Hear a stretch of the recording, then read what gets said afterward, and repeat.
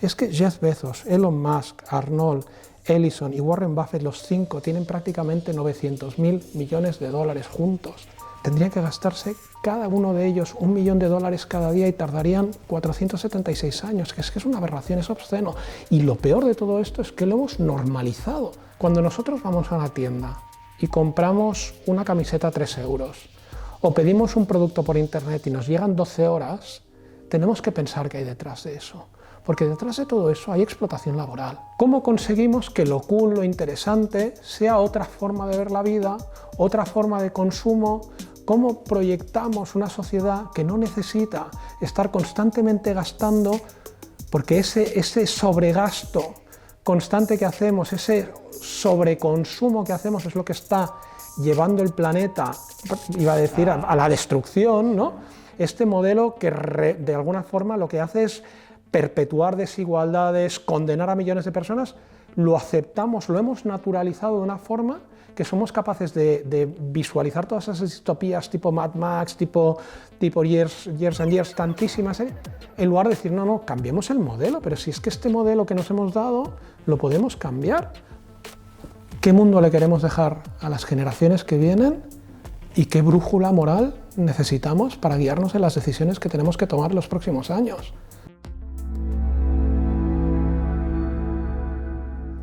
Buenas, Frank, gracias por venir a vernos. Un placer. Empezamos por ingeniero de caminos y acabas en el mundo social. ¿Por qué decides estudiar ingeniero de caminos? ¿El tema social viene de antes o...?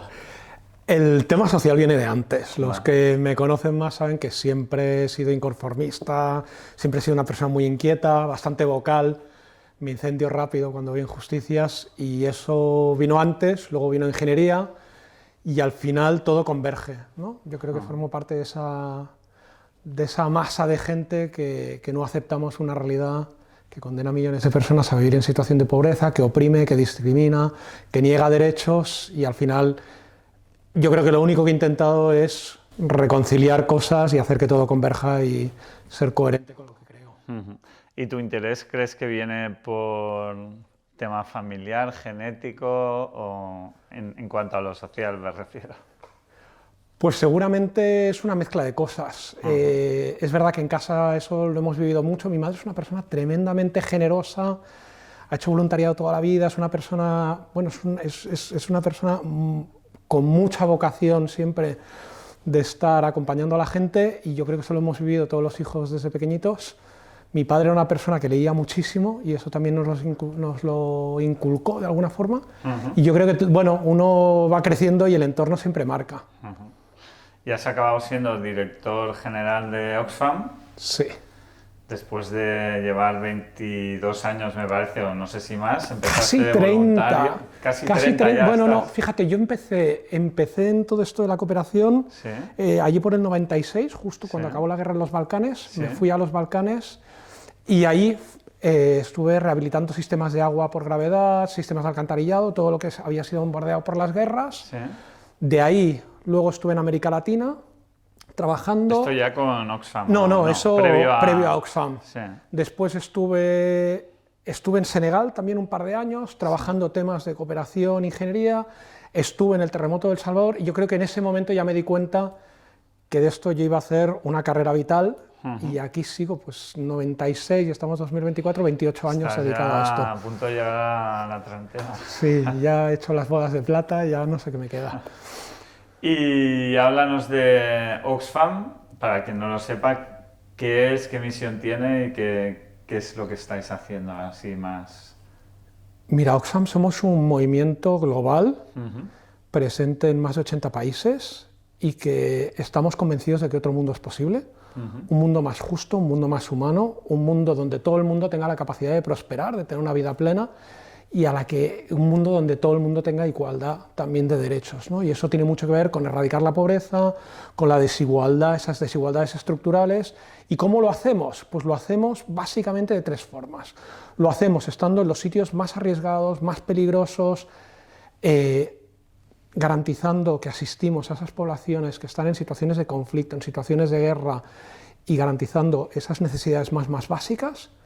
Trabajamos mucho en esa generación de oportunidades, trabajamos con agricultores, con pequeños emprendedores, con empresarios, en esa generación de empleos, de posibilidades de progresar, y luego mucha denuncia, porque todo eso está muy bien, pero al final si no cambiamos un sistema que es claramente injusto, las cosas no van a cambiar. Entonces hay que hacer mucha denuncia de esas situaciones de injusticia, de esas negaciones de derecho, y exigir que la política, que las empresas funcionen en beneficio de las grandes mayorías.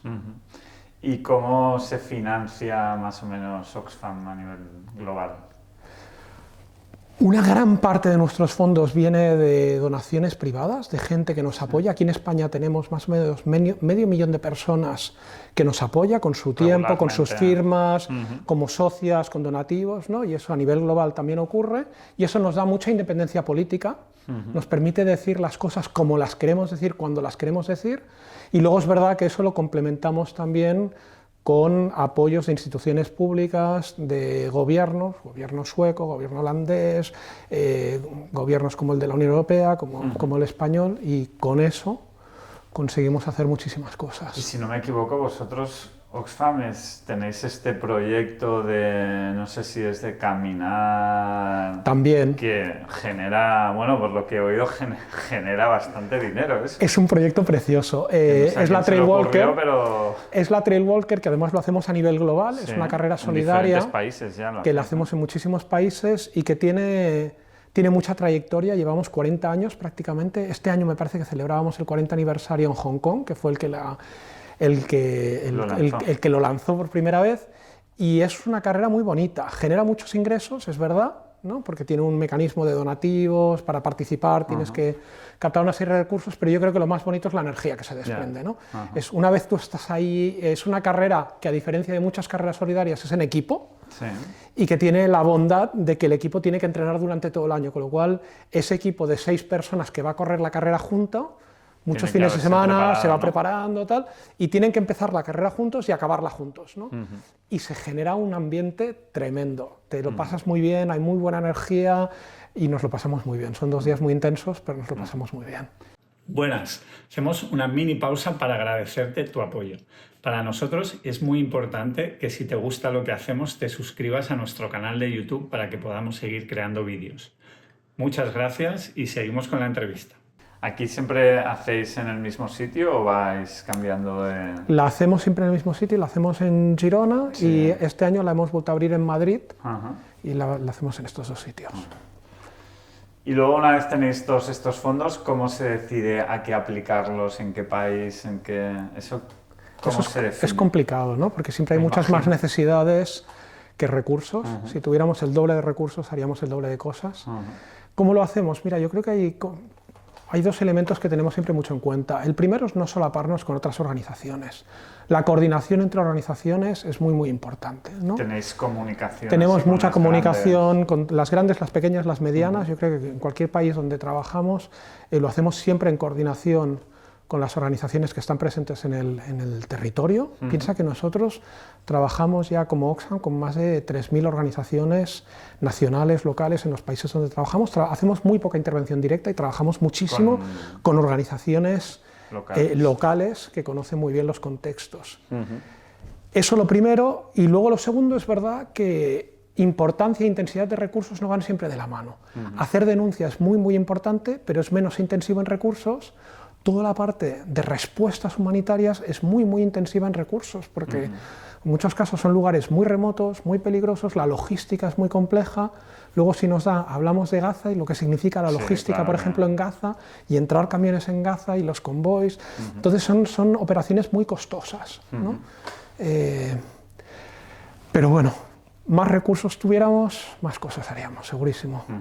Pero digamos que vais haciendo un criterio, tenéis un grupo, tenemos criterios internos, decidimos internamente en base a criterios internos, y también mucho de las demandas de lo que viene de los países, y en base a eso pues hacemos un reparto Bueno, y al final, a grosso modo, prácticamente un 45% de nuestros recursos está muy centrado en toda la parte de respuestas humanitarias y toda la parte de lucha contra el cambio contra las implicaciones del cambio climático, y luego el otro 45-50% lo dedicamos mucho a todo lo que son derechos fundamentales, desigualdades sociales económicas, todo lo que es violencia y derechos de las mujeres. Hablemos de Gaza. ¿Qué es lo que habéis podido hacer? Estuvimos hace un tiempo aquí con Oscar Camps, que sabes que estuvieron intentando el corredor marítimo, y que se tuvieron que largar. ¿Qué es lo que habéis podido hacer vosotros y cómo está la situación? Que como ya ha pasado tiempo, parece que cada vez es menos noticia en los medios, ¿no? Es complicado, ¿no? A mí me resulta cada vez más complicado encontrar ya las palabras, ¿no? de lo que está sucediendo en Gaza, porque Gaza es el infierno en la tierra, es tremendo lo que está ocurriendo, y además está ocurriendo con luz y taquígrafos, ¿no? O sea, estamos viviendo en directo lo que está ocurriendo y estamos viendo esa impunidad, ¿no? Y esa connivencia de los poderes, de las grandes potencias de Occidente, que dejan, ¿no? Permiten que todo eso pase, que se vulneren derechos de forma sistemática, que se utilice el agua o el hambre como arma de guerra, que haya 2 millones de personas que están atrapadas sin combustible, sin agua, sin medicamentos, sin cobijo, y todo eso que vemos que ocurre es lo que ya vive nuestro propio equipo, ¿no? La primera complejidad de estar operando en Gaza es que nuestro propio equipo cada día vive amenazado, sus familias viven amenazadas, ¿no? Por los bombardeos, por la falta de protección, por la falta de un sitio donde resguardarse, de comida. Pese a eso, estamos respondiendo. Nosotros en Gaza llevamos prácticamente 50 años trabajando, es un contexto que conocemos muy bien. Garantizamos agua, saneamiento e higiene, garantizamos comida, pero está siendo muy complejo. Fíjate lo que está ocurriendo ahora en Gaza del Norte. Lo hacemos también con organizaciones locales, ¿no? Gaza del Norte, ahora mismo, ¿no? Desde que se inició, ¿no? Desde el 6 de octubre ha sido imposible entrar camiones de alimentos, imposible. Teníamos camiones preparados que tenían que entrar ese 6 de octubre, ha sido imposible. Hay entre 50 y 75.000 personas que llevan ahora, desde el 6 de octubre, pues prácticamente 7 semanas sin haber recibido ningún tipo de apoyo alimentario. Es una situación muy, muy complicada. La entrada de camiones que hablábamos antes, ¿no? En Gaza antes entraba una media de 500 camiones cada día. En el último mes han entrado 37. Las necesidades humanitarias son abrumadoras, abrumadoras. Pero es muy difícil responder. Muy difícil responder. Hablábamos antes de agua. 5 litros por persona a día, eso es lo que tiene la gente ahora. Eso es la descarga de un váter. Eso es lo que cualquier persona tiene ahora para garantizar higiene, cocinar, beber.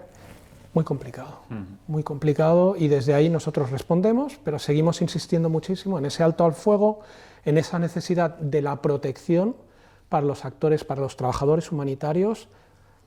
Cada vez es... Bueno, ya habéis leído, hay 280 trabajadores humanitarios asesinados este año, prácticamente 190 en el contexto de Gaza. Nosotros hace 3 semanas nos asesinaron 4 ingenieros de agua, una partera, un médico. Es gente que cada día, para responder y atender a la población gazatí, se arriesga la vida.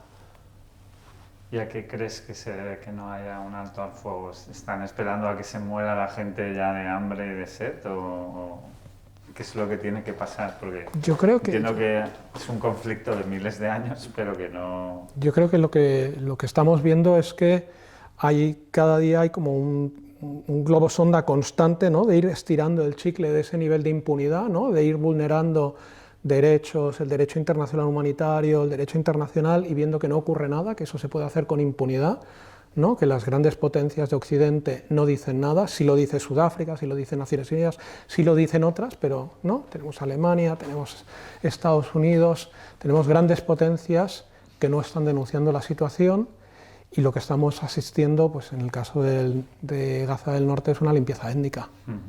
¿Y por qué crees que nos está denunciando si es algo tan evidentemente claro? Digo, los países de los que estamos hablando, o sea, simplemente son intereses económico-políticos. Son intereses geoestratégicos, económico-políticos, y las personas son una moneda de cambio, ¿no? Hay una deshumanización total de esos 2 millones de personas en Gaza, se les ha deshumanizado, no son personas ya, ¿no? Hablamos de ellas y no cuentan en la ecuación ahora mismo. Me cuesta mucho hablar de Gaza, la verdad, porque se me hace un nudo en el estómago tremendo. No sé, me genera muchísima impotencia. Nosotros llevamos prácticamente desde el inicio del conflicto y desde antes denunciando la situación.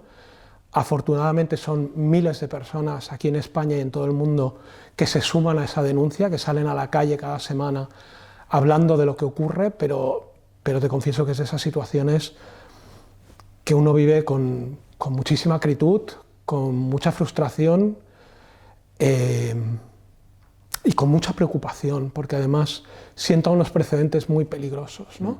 Cuando alguien rompe con los consensos globales que nos habíamos dado, con las normas globales que nos habíamos dado como sociedad, ese derecho internacional, y no ocurre nada, bueno, se están cruzando unas líneas rojas muy peligrosas, yo creo, ¿no? En el contexto además político de polarización que estamos viviendo globalmente y donde las estructuras multilaterales cada vez están menos respetadas, ¿no? Y están más denostadas. ¿Se puede hacer algo más desde la ciudadanía o según qué países como para intervenir? O exigir ese respeto del derecho internacional, exigir una y otra vez que se acabe con el comercio de armas con Israel. Nosotros denunciamos, llevamos a los tribunales al gobierno de Holanda, porque estaba vendiendo piezas de repuesto para los cazas F-35, los llevamos a los tribunales, ganamos el pleito y forzamos a que el gobierno holandés dejara de seguir vendiendo esas piezas de repuesto que estaban siendo parte del conflicto y que están matando a personas cada día, ¿no? Yo creo que hay que seguir exigiendo a los gobiernos que acaben con esta barbarie.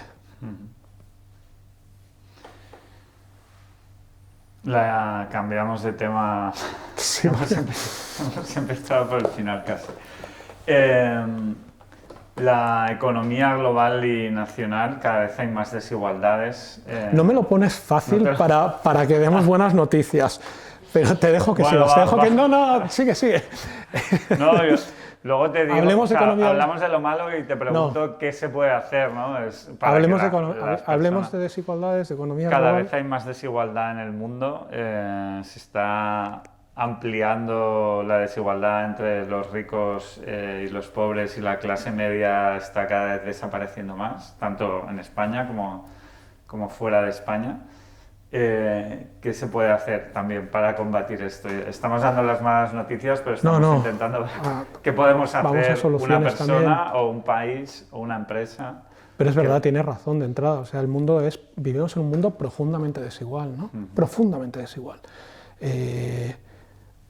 A veces se nos olvida, ¿no? Porque aquí tenemos muchas preocupaciones, pero uno va a una cena de amigos y hablamos del 5G, hablamos de los viajes a Marte, hablamos de la inteligencia artificial, el ChatGPT, y mientras tanto, ¿qué es lo que ocurre en otras partes del mundo? Ocurre que hay gente que todavía no tiene acceso a agua potable, ocurre que hay gente que no tiene acceso a cosas tan básicas como salud, como educación, pero son cifras astronómicas. O sea, yo digo salud, educación. En salud hay 3.000 millones de personas que no tienen acceso a una salud de calidad, ¿no? Hablamos de agua y son más de 2.000 millones de personas las que no tienen acceso a agua potable, ¿no? La mitad de la humanidad sobrevive con menos de $7 al día, la mitad de la humanidad. Y en estos últimos 4 años, ¿qué es lo que hemos visto? Es que la gran mayoría de la humanidad hacíamos malabares y muchos sacrificios para llegar a final de mes, ¿no? La COVID primero, el conflicto de Ucrania, la inflación, el precio disparado de los alimentos, todo eso ha ido sobrecargando a miles y miles de familias que son más pobres que hace 4 años. Bueno, todo vale casi el doble que hace 4 años. Claro, pero los sueldos no han subido, ni mucho menos, ¿no? Pero es verdad, o sea, los pobres son más pobres, pero los ricos son obscenamente más ricos, obscenamente más ricos. En los últimos 4 años, esos 1.000 millonarios, que sus grandes preocupaciones son los yates, los viajes, las cenas, todo este tipo de cosas, la inmortalidad, los botox, ¿no? Bueno, todas estas preocupaciones que tienen, es que han duplicado su fortuna en los últimos 4 años, es que han acumulado 3,3 billones de dólares los 1.000 millonarios, es que personas como Jeff Bezos ahora mismo tiene 336.000 millones de dólares. Es que Jeff Bezos, Elon Musk, Arnold, Ellison y Warren Buffett, los 5, tienen prácticamente 900.000 millones de dólares juntos. Es que eso para gastárselo, tendrían que gastarse cada uno de ellos $1 millón cada día y tardarían 476 años, que es una aberración, es obsceno. Y lo peor de todo esto es que lo hemos normalizado esta situación. Pero hay que dar un golpe en la mesa, hay que decir hasta aquí. ¿Qué es lo que tiene que pasar? Lo que tiene que pasar es que los gobiernos tienen que decidir si gobiernan para esa élite, para esa minoría, y sus leyes, su trabajo se orienta a seguir favoreciendo a esas élites, élites que ya están en el gobierno. No olvidemos que Elon Musk, el hombre más rico del planeta, ahora va a estar en el gobierno del país más poderoso. Esa connivencia entre el poder económico y el poder político es peligrosísima, porque significa que las élites económicas controlan el poder político y legislan, pero los gobiernos tienen que decidir si vamos cuesta abajo y sin freno por esa senda y priorizamos la acumulación del capital y que sigamos engrosando entre todos las cuentas corrientes de esta minoría, o gobernamos para la gran mayoría. Y eso es lo que tendría que pasar. ¿Y eso qué significa? Eso significa poner en valor los servicios públicos, ¿no?, esenciales en educación, en salud, en protección social. Eso significa una fiscalidad más justa, acabar con los paraísos fiscales, acabar con todas las exenciones, gravar el capital y la riqueza como gravamos el trabajo. Significa también poner coto y gravar y que tributen los impuestos que tributen los beneficios extraordinarios de las grandes corporaciones. Eso es lo que tiene que pasar. G20 hace una semana, buenas noticias, primera vez que el G20 se pronuncia a favor de una tributación global mínima justamente para esas grandes fortunas y esas grandes corporaciones. O sea, básicamente depende de los gobiernos. Nosotros poco podemos hacer. No, nosotros podemos hacer mucho también. Nosotros, por un lado, al gobierno, podemos elegir al gobierno, aunque es verdad que es cada 4 años, mientras que todas estas grandes élites tienen acceso diario al gobierno, pero es verdad que tenemos que ejercer nuestro derecho y deber como ciudadanos de elegir a gobernantes que cuiden de nosotros, ¿no?, y que cuiden del planeta, pero además tenemos un poder que a veces obviamos como consumidores, ¿no? Cuando nosotros vamos a una tienda y compramos una camiseta a 3 euros, o pedimos un producto por internet y nos llegan 12 horas, tenemos que pensar qué hay detrás de eso. Porque detrás de todo eso hay explotación laboral. Detrás de todo eso hay mujeres en Tailandia o en Bangladesh o en la India que están explotadas y que viven en condiciones prácticamente de esclavitud moderna. No solo eso pasa en algunos de esos países, yo decía mujeres en Tailandia, pero mujeres tailandesas en Suecia que hacen recolección de frutos rojos, que trabajan entre 12 y 15 horas cada día, 6 días a la semana, personas en Estados Unidos que trabajan en empresas de despiece de pollos, que llevan pañales, porque les fuerzan a no ir al baño para no bajar la productividad mientras despiezan los pollos. Personas que hacen reparto, eso en Estados Unidos, en Virginia. Pero preguntarles a los riders aquí en la calle cómo funciona el sistema de algoritmos de reparto de todas estas empresas. Les controlan la productividad. Si quieres hacer conciliación de vida familiar para ir a buscar a tu hija en el colegio, te baja la productividad. Si no estás siendo productivo y tienes horas muertas, te baja el salario. Es tremendo, con lo cual, como consumidores tenemos una responsabilidad de saber qué estamos comprando, qué es lo que hay detrás y exigir también que haya marcos reguladores que acaben con esa impunidad de empresas que no respetan los derechos laborales, que no respetan los derechos ambientales, que no son fiscalmente responsables.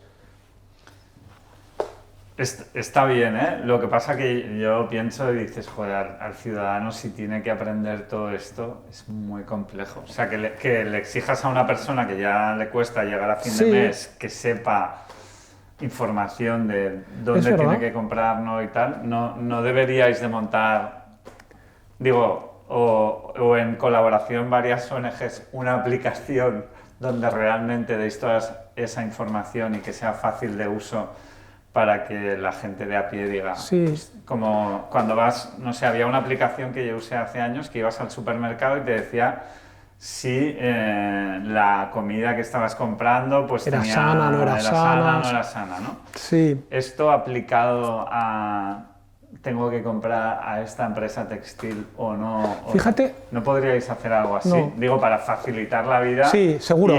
Y promover el cambio a nivel social, pero sin que el individuo tenga que dedicar 5 horas al día a ver cómo. Que además no las tenemos eso. ninguna de nosotros, ¿no? Claro. Y bastante complicado es llegar a final de mes, Claro. porque además esa es otra. Muchos de estos productos al final, en la cesta de la compra, no te los puedes permitir. Los querrías poder comprar, pero no puedes, porque esa es otra, ¿no?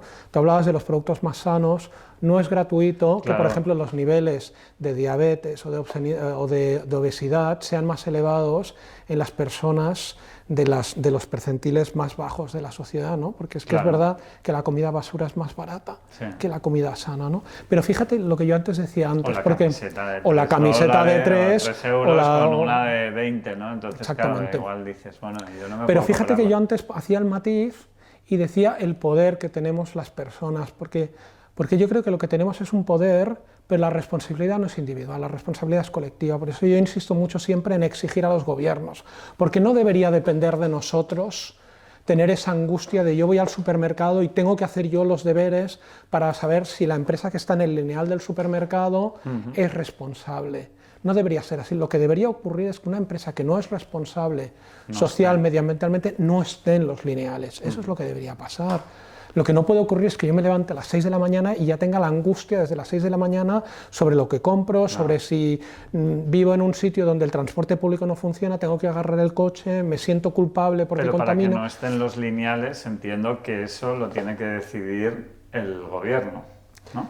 Sí. El gobierno o la propia empresa tiene que tener unos requisitos de qué producto puede entrar en mi supermercado o no en mi supermercado. Bueno, yo creo que los marcos reguladores están para eso. Es verdad que además con el sector privado vemos, ¿no?, que hay empresas que de forma voluntaria están evolucionando, transformándose, son mucho más responsables, son muy conscientes de su cadena de valor, garantizan que los salarios que ellos pagan, pero también proveedores con los que trabajan son salarios dignos. Hay empresas que hacen todo eso, pero hay muchas otras que no.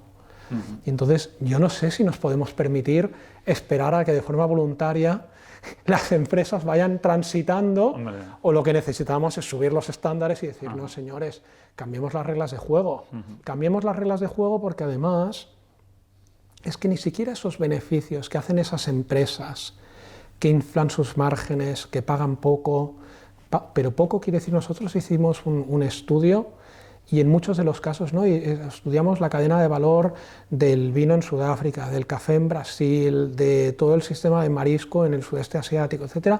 En muchísimos de los casos, en todas estas cadenas de valor, las personas que están al inicio de la cadena, que son las que de verdad cogen el café, cogen el cacao, pescan el marisco, apenas se llevan un 1% del precio final de venta, ¿no? Entonces, ¿qué ocurre por el camino? Que eso engrosa los bolsillos de muy pocos, ¿no? Que son los que, eso lo sabemos también, la inflación que hubo en los últimos tiempos en medio mundo no fue una inflación, en los primeros meses sí, pero luego la inflación no fue una inflación debida al incremento de los precios de las materias primas. Fue una inflación porque en muchos casos las empresas no querían perder margen y en otros casos incluso aprovecharon para ampliar los márgenes. Entonces, bueno, pues por ahí van las cosas. Yo creo que tenemos que ser, yo coincido contigo, no podemos poner en las espaldas del consumidor o de los ciudadanos, hacernos responsables individual de todo, porque hay responsables con nombre y apellido, que son las personas que tienen poder, que tienen además el deber de legislar y de cuidarnos a todos. Entonces, sí, un ejemplo. Vamos a imaginarnos que quien tiene la responsabilidad serían los gobiernos, no lo está haciendo.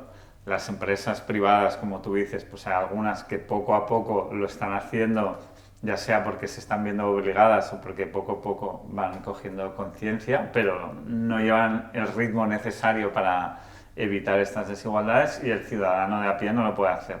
Entonces, si estas 3 patas, que son las fundamentales, no lo hacen, ¿qué se puede inventar para ya sea provocar al gobierno, a las empresas o al ciudadano a que sí que consideremos no tengo que comprar esto, tengo que comprar lo otro?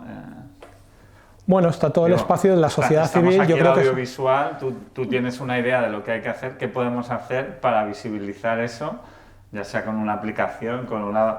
¿Qué se podría hacer? Digo, muchas por cosas, brainstorming claro. de ideas. Brainstorming de ideas, muchas cosas, desde cosas que tú mencionabas, ¿no? El lenguaje audiovisual es muy potente, el lenguaje de las redes, con todos los sesgos que tiene, que ya lo sabemos, pero son plataformas que llegan a millones de personas cada día.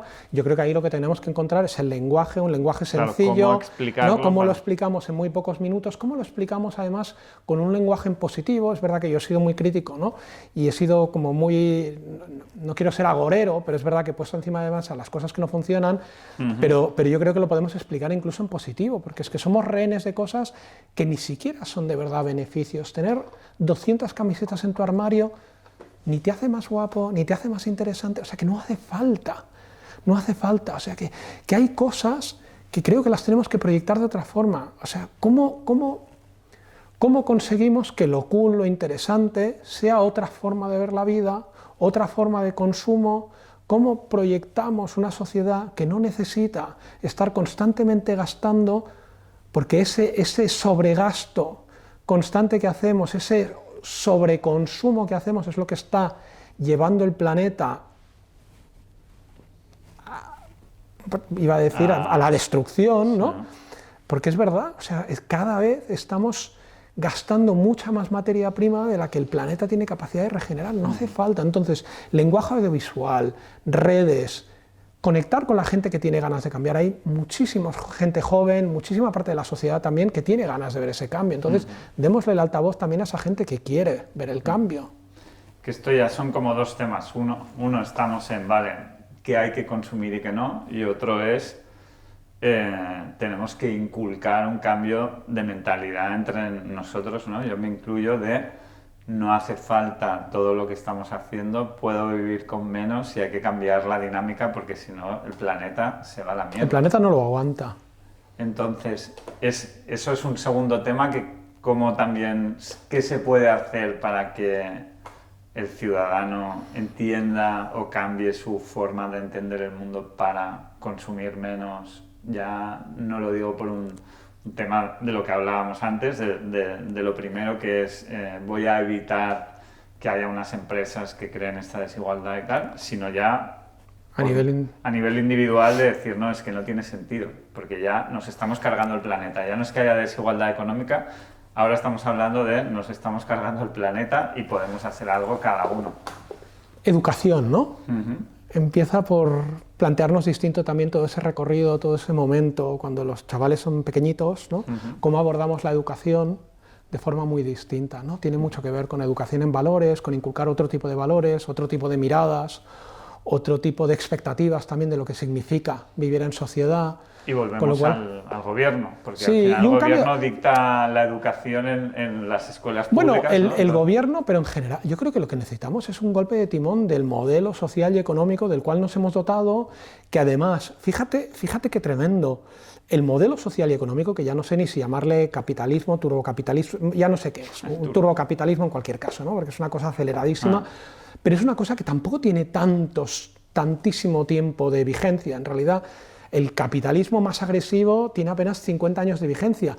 Y fíjate qué tremendo que somos más capaces de imaginarnos escenarios distópicos de llegada de lo que este modelo ecocida, este modelo que de alguna forma lo que hace es perpetuar desigualdades, condenar a millones de personas, lo aceptamos, lo hemos naturalizado de una forma que somos capaces de visualizar todas esas distopías tipo Mad Max, tipo Years and Years, tantísimas, en lugar de decir, no, cambiemos el modelo, pero si es que este modelo que nos hemos dado lo podemos cambiar e ir hacia un modelo donde la economía, y esto no lo digo yo, lo decía ya Amartya Sen, la economía tiene que servir para garantizar el bienestar de la sociedad, no el bienestar del 1%, ese 1%, esos 1.000 millonarios, que es que el 1% de la ciudadanía acumula el 50% de la riqueza.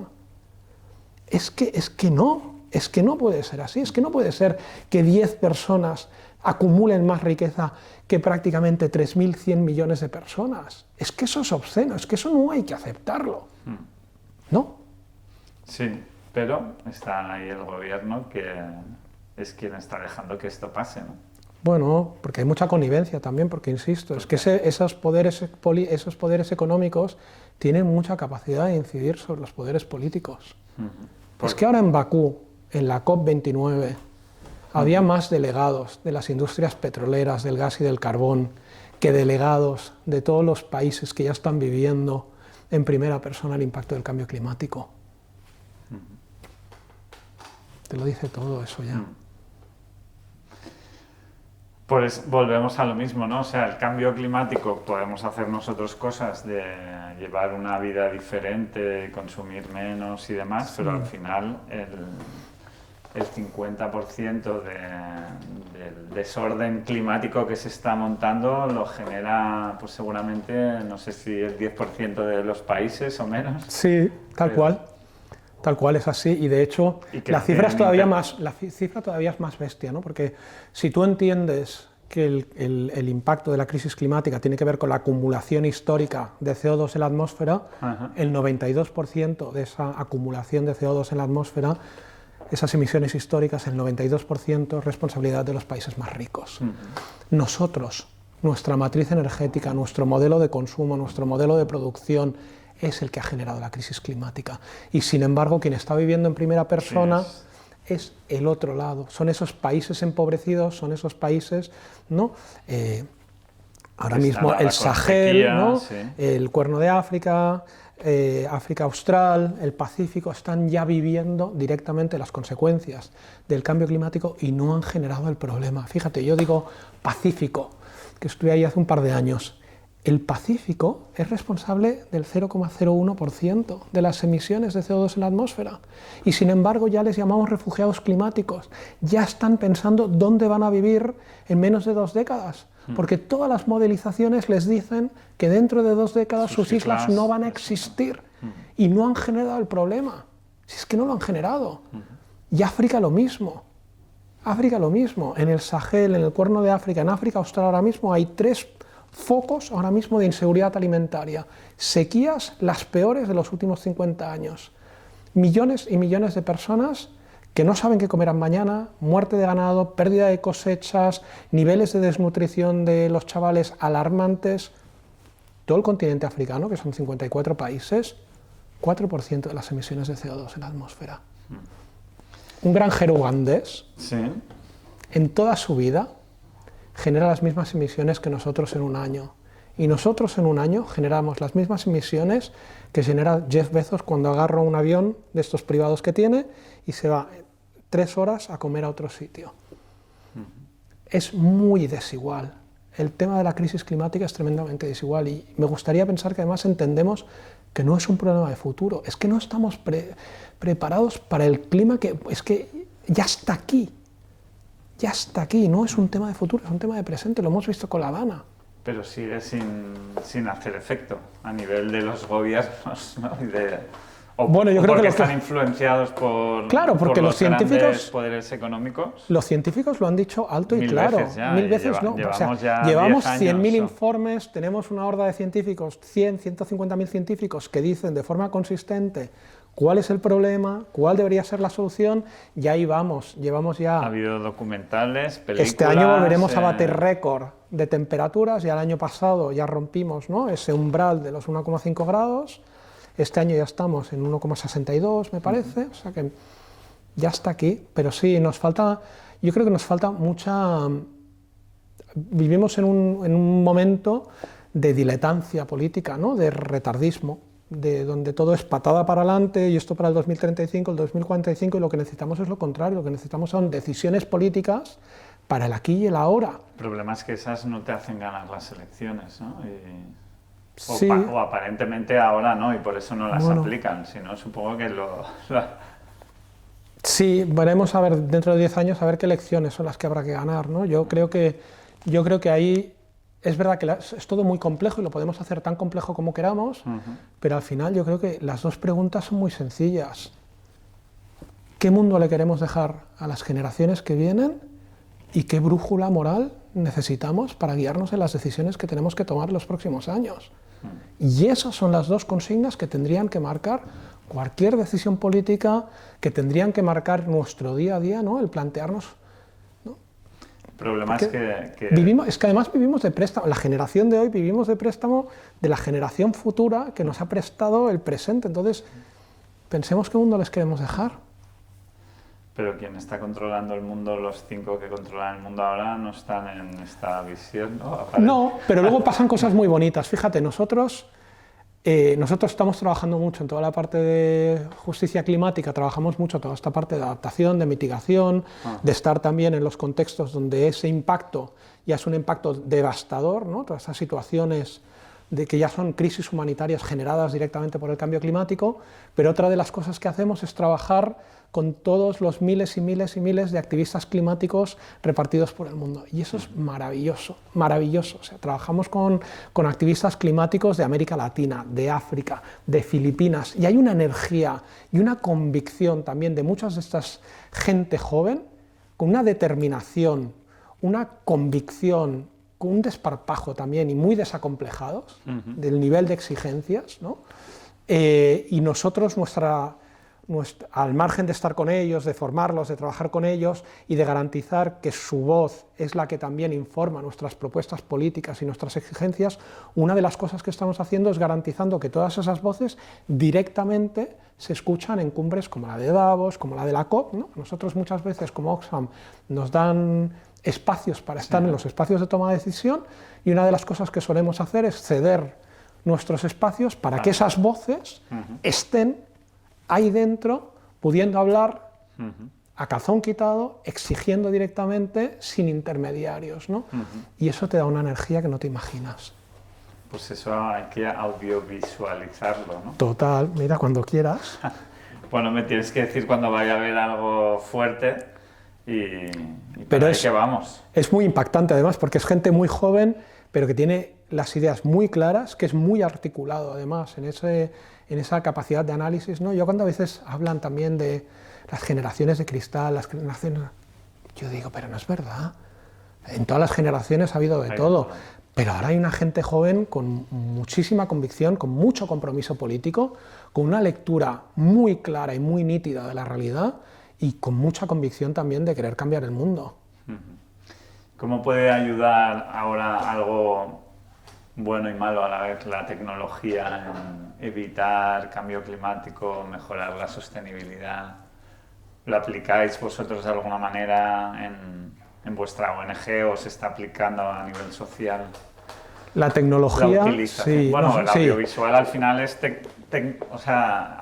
contenido filtrado por la tecnología, ¿no? Que hoy en día puedes hacer un contenido audiovisual y la ventaja es que nosotros la tecnología, es verdad que la tecnología tiene luces y sombras y cuando empezamos a hablar de temas de la transformación digital que estamos viviendo exponencial, el uso de inteligencia artificial, etcétera, tiene muchas sombras, ¿no? Porque es verdad que toda la parte digital nos hicieron creer durante hace muchos años que eso era la democratización de muchas cosas y ahora ya sabemos que no, ¿no? Antes hablábamos de Elon Musk, ya hemos entendido que las redes no son redes de interacción, son redes comerciales, marcadas por unos algoritmos muy determinados, redes que además vehiculan unos discursos del odio, una xenofobia, un racismo, homofobia, etcétera, ¿no? Con lo cual hay ahí unas zonas muy oscuras, unas zonas muy oscuras también comerciales, o sea, no olvidemos que las tecnológicas son un lobby enorme que genera beneficios de 2 dígitos, ¿no? y que además está muy cooptado, ¿no? Que los cuentas con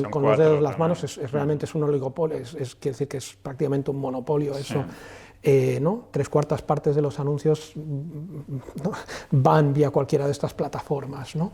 Pero en cualquier caso la tecnología tiene una vertiente positiva, nosotros la utilizamos muchísimo. Fíjate, nosotros por ejemplo utilizamos tecnología digital para mapeo, por ejemplo, de todo lo que es la minería ilegal, y eso nos ayuda mucho, por ejemplo, para la denuncia, ¿no? El poder denunciar desde lo que es hacer fotografía digital, satelital, ¿no? De lo que está ocurriendo pues, en contextos como Perú, o como Honduras, o como Guatemala. Nos ayuda muchísimo también la tecnología, por ejemplo, para monitorear todo lo que estamos haciendo de reforestación, ese cinturón verde en el Sahel para frenar los procesos de desertificación. Ahí esa tecnología nos ayuda a ver la salud con la que están creciendo los árboles, la densidad, etcétera. Utilizamos la tecnología, por ejemplo, también para todo un sistema que están utilizando los ganaderos en el Sahel para los bancos de alimento, porque en el Sahel los ganaderos son nómadas, se van moviendo y a veces llegan a zonas donde no hay alimento suficiente para el ganado, entonces ahora por tecnología pueden ver dónde están los bancos de alimentos para ganado más cercanos. La tecnología la estamos utilizando, por ejemplo, para garantizar también la trazabilidad de un producto como el arroz en Camboya. La tecnología la utilizamos muchísimo en el contexto humanitario, tecnología que a veces sorprendería, ¿no? Por ejemplo, yo digo tecnología gusanos tigre.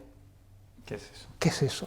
Pues son unos gusanos que descomponen la materia fecal, y eso en contextos de campos de refugiados o de campos de desplazados, en contextos como hemos vivido como en Liberia, como en Sierra Leona, en Myanmar, en Etiopía. El utilizar los gusanos tigre nos permite que en los sistemas de letrinas la vida útil de la letrina sea mucho mayor, porque no tienes que irla vaciando tanto. Eso, en términos de higiene, protege mucho más, porque esa vida útil de la letrina es mucho más larga, y encima con eso haces compostaje, ¿no? Utilizamos también materia fecal, por ejemplo, en Myanmar, en Cox's Bazar, en Bangladesh. Sí.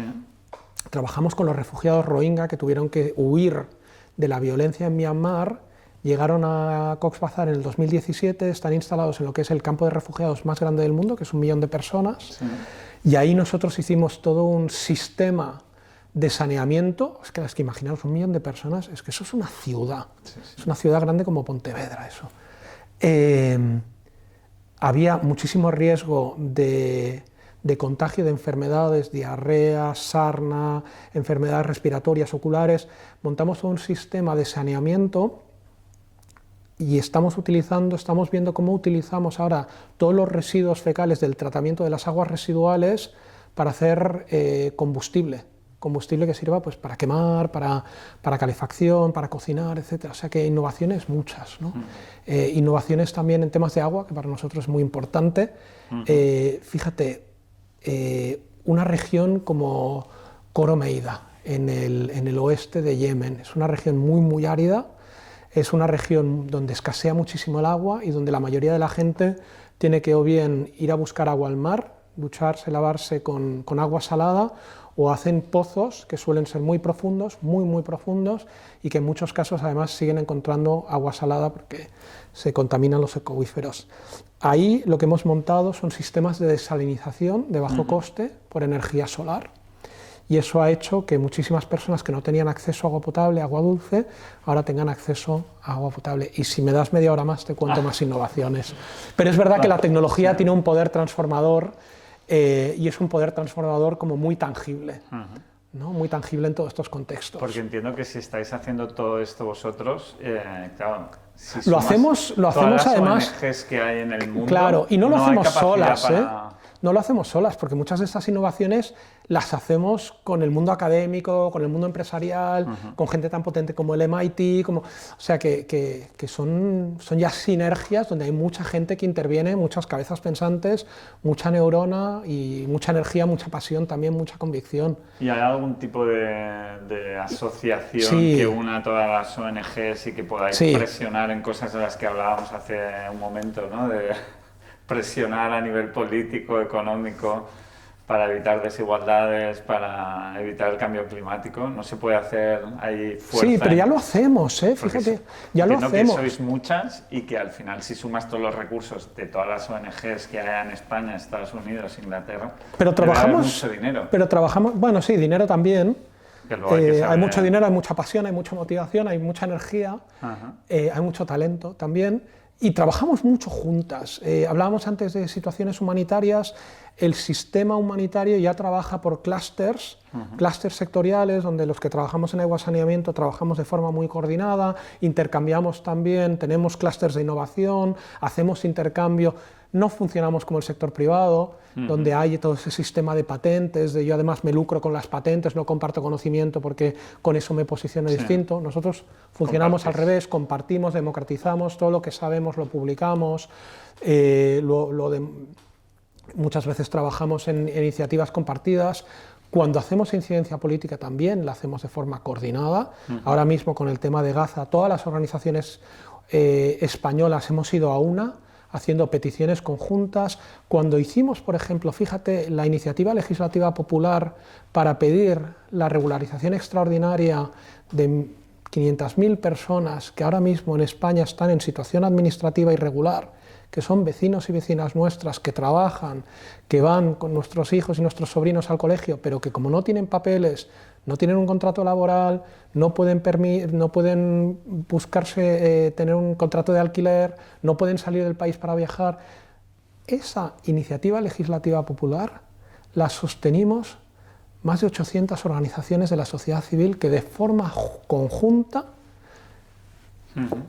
impulsamos esa iniciativa y conseguimos más de 700.000 firmas. O sea que nosotras con Greenpeace, con otras organizaciones, llevamos también a los tribunales al gobierno español por inacción climática. Nosotras nos hacemos bastante piña cuando hay que sumar fuerzas para ese bien común, para esa denuncia, para esa agenda compartida. Ahí nos veréis siempre codo con codo trabajando juntas. ¿Cómo ha evolucionado en tus casi, 28, hemos dicho, más o menos, años? Ahora de repente, que de repente soy viejo. Las ONGs, ¿se ha profesionalizado? O sea, ¿cómo ha habido esta evolución a lo largo de toda esta etapa de tu vida, tú crees? Mira, las ONGs nacieron... Las ONGs, algunas de ellas nacieron con un pecado original, que era ese del buenismo, de aquí, nosotras, en el norte global, somos una ciudadanía, entre comillas, desarrollada, ¿no? Y parte de la cooperación internacional, parte de ese pecado original, de nosotros que somos la ciudadanía desarrollada, vamos a ayudar a desarrollar a esas otras poblaciones, ¿no? Y entonces entra todo eso de primero repartíamos, luego les enseñamos a pescar, unos relatos que ahora uno los mira a la distancia y piensa, pero arrogancia intelectual, desconocimiento del contexto y además completamente errando el tiro, porque luego con el tiempo lo que nos hemos dado cuenta es que es que han sido las sociedades desarrolladas las que han generado parte del problema que están viviendo muchos de estos países, y es que además eso no va de desarrollar otros países, eso va de encontrar otras formas de desarrollarnos con otros parámetros que no son el del PIB, que igual son parámetros de bienestar, de felicidad, de no negación de derechos, de igualdad, de oportunidades, con lo cual eso no va de desarrollar a otros, sino de entrada, ¿no? Y eso lo vimos con la COVID, lo vemos con la crisis climática, también aquí hay muchos deberes que hacer, eso de entrada, con lo cual yo creo que hay un cambio de paradigma enorme sobre esa parte de lo que entendíamos por la cooperación internacional hace 3 décadas y lo que de verdad es ahora, que va de justicia global y va del cambio de las reglas de juego de un sistema que está pensado para primar el capital de algunos y no a las personas y el planeta. ¿Qué más ha cambiado? Mira, lo que ha cambiado es que yo creo que nos hemos dado cuenta que los compromisos de la comunidad internacional en la gran mayoría de ocasiones son papel mojado. Y así lo digo, ¿no? Hace 3 décadas era el momento del 0,7, de las acampadas, del exigir, ¿no? que hubiera ese 0,7% de la renta nacional bruta de los países fuera inversión, ¿no? en esa solidaridad por el bien común a nivel planetario. Han pasado, pues, mira, 50 años desde Bretton Woods, 20 desde todos esos reclamos más de la ciudadanía, y ahora mismo la media está en 0,37, ¿no? Y da igual, porque si habláramos también de la financiación climática, esos 100.000 millones de dólares, ¿no? que se comprometieron en el 2015 en París, pues recién los hemos alcanzado ahora, pero en realidad no es financiación, son créditos. Salimos de Bakú y hemos conseguido pues, esa nueva financiación de 300.000 millones de dólares para pérdidas y daños, que no es nada, no es nada. Pensemos que ya solo lo de la Dana están hablando de 30.000 millones de dólares en pérdidas y daños aquí en Valencia. ¿Qué vamos a hacer con 300.000 millones de dólares a nivel planetario, ¿no? Cuando vemos lo que ocurrió en las inundaciones de hace apenas, ¿no? en agosto del 2022 en Pakistán, donde prácticamente se inundó 1/3 del territorio, ¿no? Bueno, quiero decir que el papel mojado de esos compromisos, ¿no? Y lo tercero que ha ocurrido también es que yo creo que vamos hacia atrás, ¿no? O sea, Hace 3 décadas era un momento, y hace 2 décadas, donde ¿no? vimos como había una serie de compromisos, donde todas estábamos uniendo esfuerzos, ¿no? 2 décadas donde conseguimos bajar los niveles de pobreza extrema, donde subieron los ratios de educación, donde subieron los ratios de salud materno-infantil, vimos grandes progresos a nivel planetario, también progresos a nivel de derechos. ¿Qué es lo que vemos ahora? Es lo contrario, estamos en un momento de retroceso de derechos. Retroceso de derechos a nivel planetario, hablábamos antes, discursos del odio, populismos, crecimiento de la extrema derecha, racismo, discursos simplistas, cabezas de turco. ¿Qué ha pasado en Burgos? El otro día en Burgos pintaron esvásticas delante de las organizaciones que trabajan con los colectivos migrantes. ¿No? Eso es lo que está pasando. ¿Y por qué crees que está pasando? O sea, ¿qué es lo que está generando que pase esto? Yo creo que hay mucho descontento también entre la ciudadanía. Yo creo que ni la izquierda ni la derecha han sabido entender dónde estaban las necesidades de la ciudadanía. Hay una ciudadanía descontenta, que siente como su poder adquisitivo baja, que siente como le cuesta llegar a final de mes, como cosas muy, muy básicas que les gustarían para sus familias, para sus vecinas, para sus comunidades, no ocurren, y ahí la extrema derecha ha sido muy hábil, ¿no?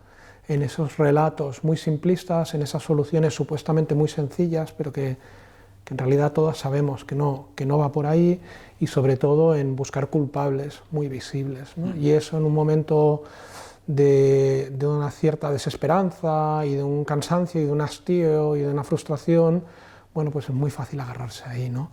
Y eso ha ocurrido también, y ahí hay 2 eslabones muy débiles, y lo vemos en todo el mundo. Hay un movimiento tremendo, muy, muy fuerte, conservador, antiderechos, ¿no? Que está yendo sobre todo a esos eslabones más débiles, que son los derechos de las mujeres y los derechos de los colectivos LGTBIQ, ¿no? Y eso lo vemos mucho en América Latina, lo vemos mucho en África, ¿no? Donde hay una regresión brutal, ¿no? O sea, la aluvión de leyes que vuelven a criminalizar, ya no sé ni hablar, criminalizar, ¿no? A los colectivos LGTBIQ, ¿no? En contextos africanos como Ghana, como Uganda, como Malawi, también en Bielorrusia, en Rusia, ¿no? Eso, o derechos de las mujeres, lo mismo, ¿no? En un contexto donde la violencia de las mujeres es brutal. O sea, las cifras son demoledoras, ¿no? 1 de cada 3 mujeres en el mundo ha sufrido violencia a lo largo de su vida,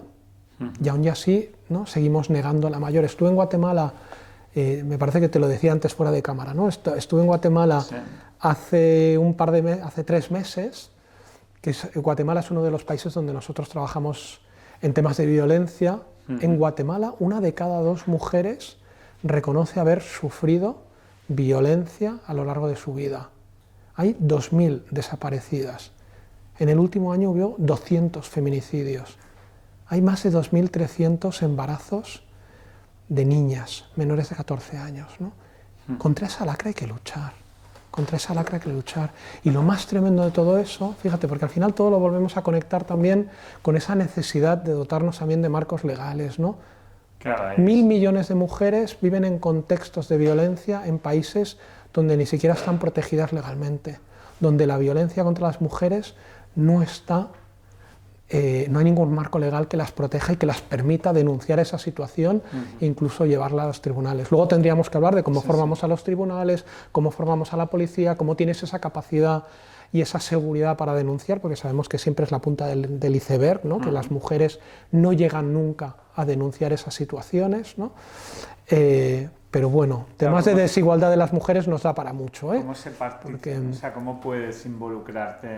Imagínate, Guatemala, ¿qué podéis hacer vosotros para evitar que esto suceda? O sea, a nivel, tenéis unos recursos y ¿cómo se destinan esos recursos? ¿Vais a cambiar leyes a nivel...? Mira, ¿cómo se gestiona eso? Porque debe ser muy complicado, ¿no? Sí, pero para todo siempre, yo siempre voy repitiendo, ya lo ves que vamos como siempre tocando como 3 teclas, ¿no? Haciendo cosas en el aquí y en el ahora, ¿no? Intentando cambiar la vida de gente en el aquí y en el ahora, temas más de largo aliento, de cambios de políticas, y luego mucho esa parte de la voz de la ciudadanía. Y con la violencia, con el trabajo de derechos de las mujeres y de violencia, hacemos lo mismo. Trabajamos mucho en ese contexto de incidencia política, de exigir marcos legales que protejan a las mujeres, y luego toda esa parte también de exigir que esas leyes vayan acompañadas también de dotaciones presupuestarias, ¿no? Porque al final si tienes la ley pero luego no tienes la capacidad de los recursos para hacerla valer, ¿no? Para lo que decíamos, ¿no? Para formar a los jueces, para que haya dotaciones en los policías, para que también haya formación de las abogadas y los abogados que tienen que llevar esos casos, todo eso hay que dotarlo financieramente. Muchas gracias. Gracias a ti. A seguir ahí en tu trabajo, y si podemos colaborar en algo, ya sabes, aquí estamos para darle más virtual. Mañana. Muy bien. Muchísimas gracias. Preguntas complicadas, pero muy interesantes. Gracias.